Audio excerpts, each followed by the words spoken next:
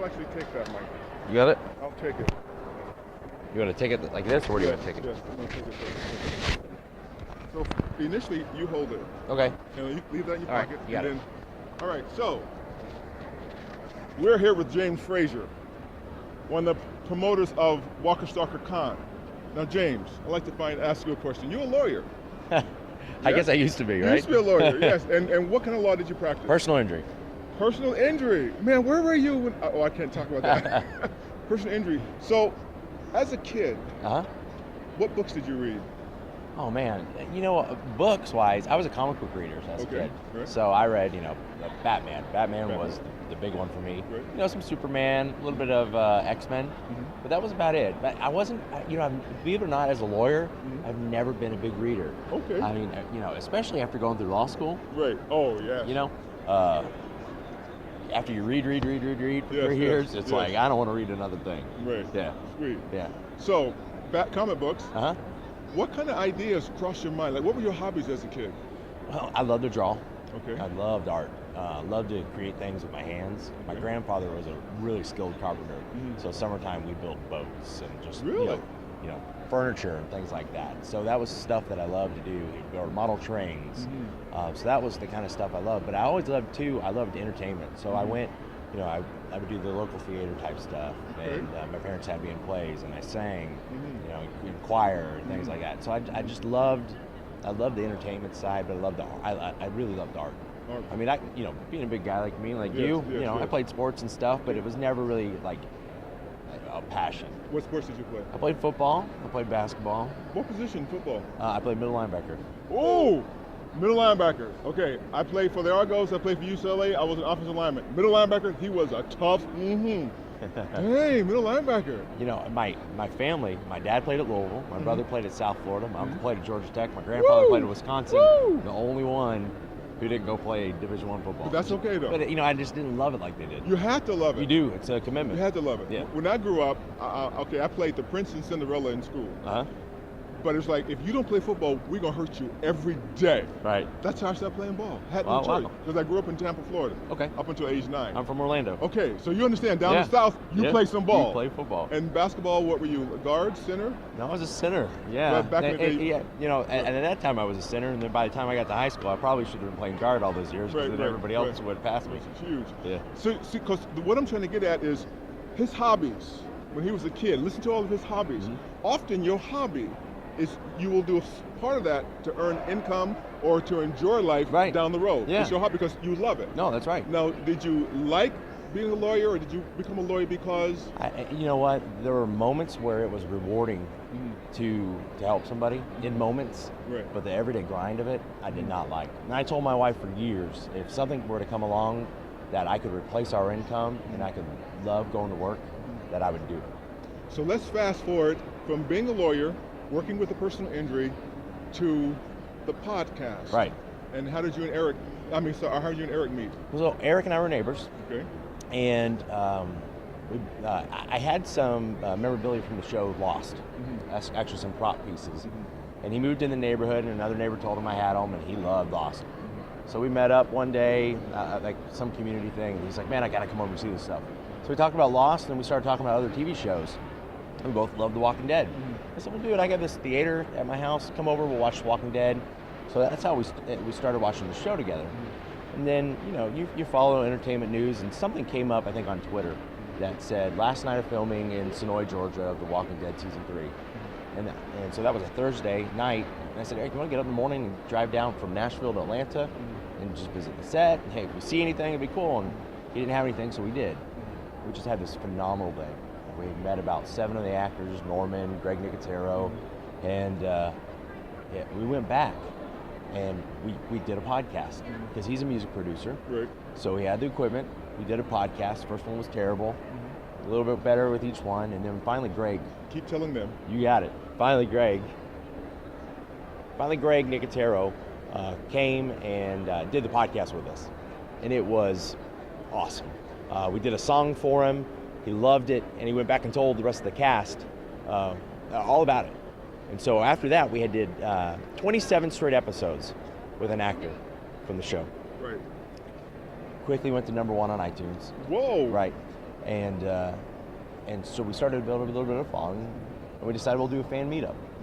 We had 100 people. And the next one we had 600 people. And then the third one we had 10,500 people, which Whoa. You went to. Yes. That was the first one. In Atlanta. Yeah. Amazing. Yeah. So it was unreal. And then everybody heard about it. And so, can you bring one here? Can you bring one there? And so Chicago was the first place last year that we did our second WALKER STALKER Con. And we knew that this city supports conventions really well. And we loved it. And we had a great time. And then that was just, can you bring it to this city? Can you bring them to that city? And slowly over time, more and more work took away from the practice of law. And we, that is so wrong. That's the terrible sound. Yeah. Ignore that sound. Ignore that one. So we just, it took away from my law practice. And so I just started taking fewer and fewer cases. And then I stopped taking cases. And then this started picking up. And I think, we're a year and a half into this, I'm down to 2 cases left. Wow. Yeah, and this is my full-time thing now. Now, do you find the law side helped in your planning and for this? Oh yeah. I mean, and the disciplines? Yes, contract review, just thinking about liabilities and things like that, where maybe the common person wouldn't even think about that stuff. Right. Everything we do with a celebrity or their manager, is a contract. Every venue is a contract. Every vendor is a contract. So just looking at that stuff, but just thinking, always about doing the right thing. Because not only in a legalistic side do I always want to do the right thing, but with the convention, we're for the fans, by the fans. Yes, so everything we do, it's like, how can we do it the right way? How can we make people happy?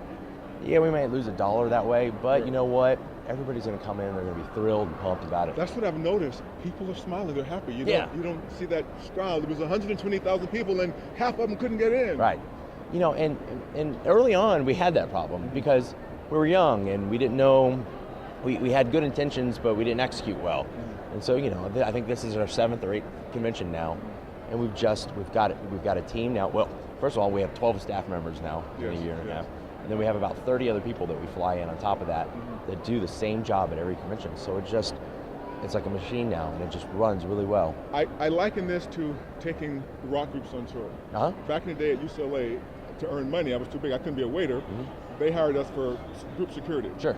And then we said, well, we should wear 3-piece suits and do executive bodyguard work and then help the promoters promote it. Right. And I look around, I'm thinking, this is just like Bob Dylan was the biggest group that we went in '76. I'm thinking, this is just like that. And logistically, it's so intricate. Football, when you play sports, that 4th quarter or that 3rd quarter, right. How does that come into play in terms of the discipline to get your studies and discipline to see this through? Well, I do think it's important because it is about, we're not done until everybody's off the floor at the end of the day. We want every attendee till, today's 5 o'clock it ends. Till 5 o'clock, we're putting on the same show that we were putting on at midday. And that way it is, well executed. We want to have a quality product at every time. So, in terms of football, you finish. Yes. You always talk about finishing. Right. And that's the same thing. We with our vendors and with our volunteers in the morning. It's all right, till the end, here's what we're doing. We got to make sure we do this.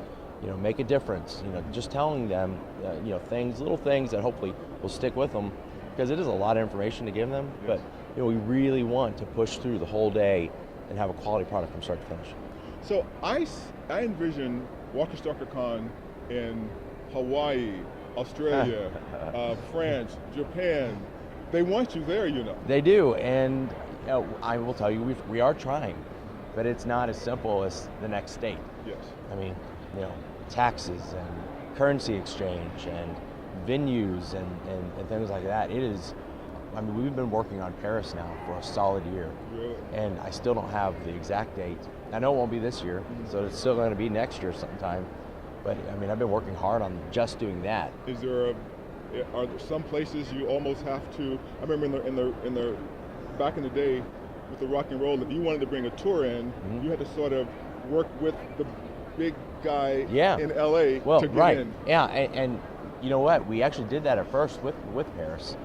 And we are so service oriented, not only with the attendees, but with you guys, with the celebs. Amazing. Yeah, and so when we started working with a promoter there in Paris that's supposed to be the big one, and their level of service wasn't where we were, Right.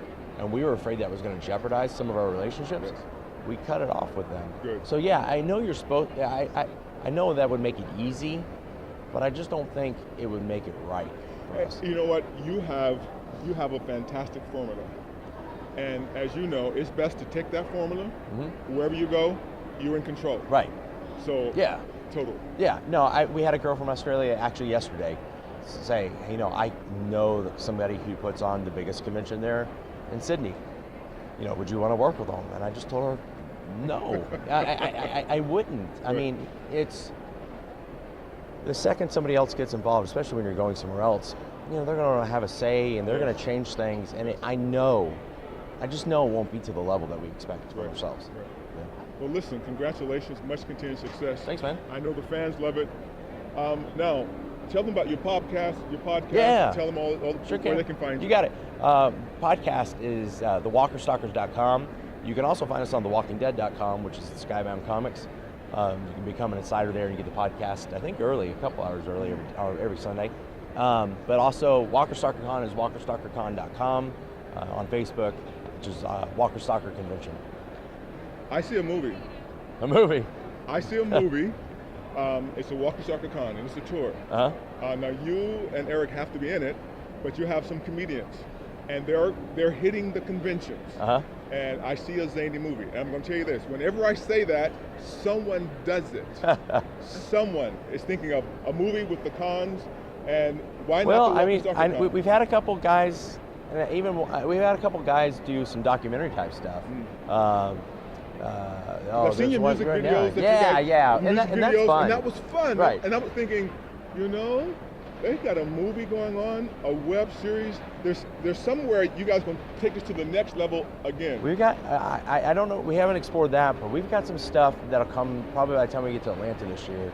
That's just going to be amazing for the attendees. Now, do you guys have the Walker Stalker album yet? You know what? We're this close to putting it together with all of our parody songs. Okay. Yep. Because I'm telling you, man, that stuff is funny. I was sitting there going, no, they didn't. Music videos, and it was professional. It was no, we tried to do it right. All right. Yeah. Well, brother. Thank you, man. Congratulations. Always love Much having you. success. You've heard from James Frazier, promoter, Walker Stalker Con. Now, don't get hurt here. Yes, he's a personal injury lawyer, but not today. Not today. All right, brother. Thanks.